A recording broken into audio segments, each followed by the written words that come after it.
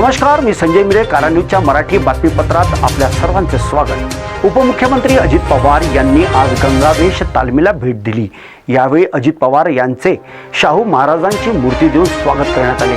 शाहू विजय गंगावेश तालमीची अजित पवार यांनी पाहणी केली आहे. महाराष्ट्र केसरी सिकंदर शेखचे उपमुख्यमंत्र्यांनी अभिनंदन केले. तालीम दुरुस्त व्हावी ही प्रामुख्याने मागणी यावेळी उपमुख्यमंत्री अजित पवार यांच्याकडे करण्यात आली. हे विशेष बघूया हा वृत्तांत. काही बोलू इच्छित नाही. मी 12ला प्रेस घेतली तेव्हा एवढा आम्हाला की आज पत्तो की कधी मंत्री आमच्या तालमीत का नाही म्हणजे आले नाहीत, मात्र उपमुख्यमंत्री आणि ते बी अजितदादा येऊन गेले. त्याचं एक लय मोठं समाधान आहे. तिने आमची विचारपूस केली.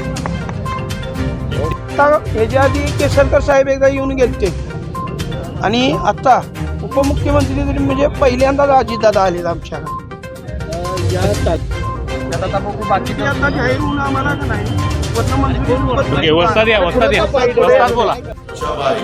भारतामध्ये समजा पंजाब वगैरे ज्या भागात चांगल्या तालमी असतील तर तिथं काय त्यांनी केलेलं आहे, आपण काय केलं पाहिजे. आता हे मातीतलं पण आणि मॅटवरचं पण. तुम्हाला मॅटच्या पुस्तक पाहिजे